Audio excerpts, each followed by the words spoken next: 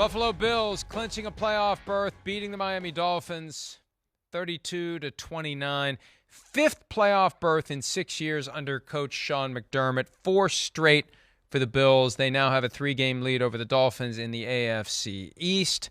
Josh Allen doing Josh Allen things. He had that run in the second half where he said he felt like Forrest Gump at some point, and he just exploded. I'm surprised he didn't score a touchdown on that play.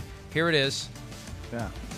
Under 11 minutes to go, and he just accelerates past guys. I mean, guys who think they have angles don't have angles, and off he goes. He is big, he is strong, and he is fast. And here's sneaky fast, some might say. Nice touchdown pass there to Dawson Knox. The snow's falling. Just a great scene.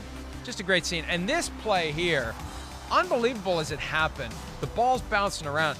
I don't want to be unfairly critical of the coverage of the game, but they were clueless that he had scored and that there was even a question that he had scored.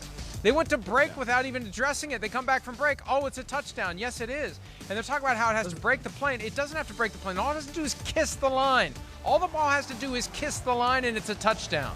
That was clearly a touchdown. Great job by the... Now that we... 2-point? That was a 2-point, wasn't it? Was that the 2-point conversion? I thought that was the touchdown. Was it... Whatever it was. I'm sorry. You're right. It was the 2-point. I'm sorry. It was a long day. It was a long day of travel. It's been a long 2 days. It's been a long 2 days of football. Regardless, you get one. Regardless, you get one. He was in. Yeah. They were right, and the Bills get the win ultimately, 32-29. So, and the Dolphins should feel, even though they've lost 3 games in a row, good about where they are. They're proving they can play with anyone. They're proving they're going to be a tough out. They're proving that they could get hot. They just need a few tweaks here or there. Mike McDaniel, it's going to be a challenge for him to say the right things, to hold it together. They've lost 3 in a row, but as 3-game losing streaks go, I feel like they are in a good spot for the final 3 games of the season. Do you agree? Yes, I do. Look, there are no moral victories, but after the way that they played out here in Los Angeles last Sunday night, I think they needed to at least have a better performance. Tua Tagovailoa was much better in this game. I mean, there was that throw that he had down the right sideline, for a touchdown. That's his best throw that he's had in the last few weeks after going, to the Bay Area and losing to San Francisco and then losing to the Chargers. He was playing more like the quarterback that we've seen throughout the course of this season. But Josh Allen was the MVP, right? I mean, that was Josh Allen playing like the MVP we thought he was going to be when I believe he was the betting favorite to be MVP coming into this season. When you play like that, you limit turnovers. He did have the strip sack that Miami didn't take enough advantage of, frankly. But when you're throwing the ball as he was, when you're running the ball as he was, that tells you what the Bills can be.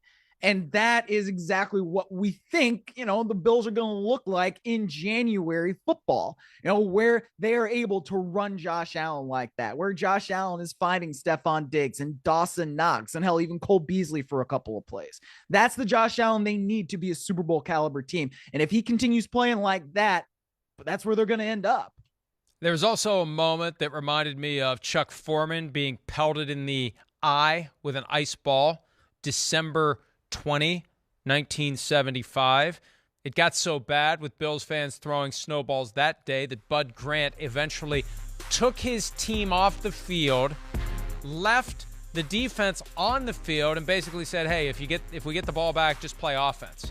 Paul Krause would have been the quarterback of the Vikings offense late in that game. It was a 35-13 win by Minnesota. But what they did on Saturday night, stopped the game, threatened the Bills with 15-yard penalty if they didn't quit throwing snowballs. And it does become a safety hazard. I saw a lot of people on social media complaining, just keep your helmet on. I mean, you pack a snowball tight, you make it icy, you can injure somebody with it. Even if you don't hit them in the helmet, you can hit them in the arm, you can hit them in the leg, you can hit them in a lot of places where it would hurt. And good on the Bills fans to knock it off, because for the most part they did when they were told to.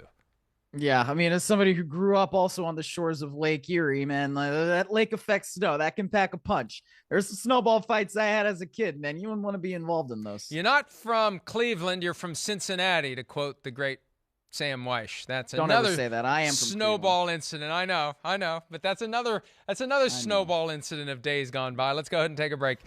We will wrap up this Monday edition of PFT Live right after this.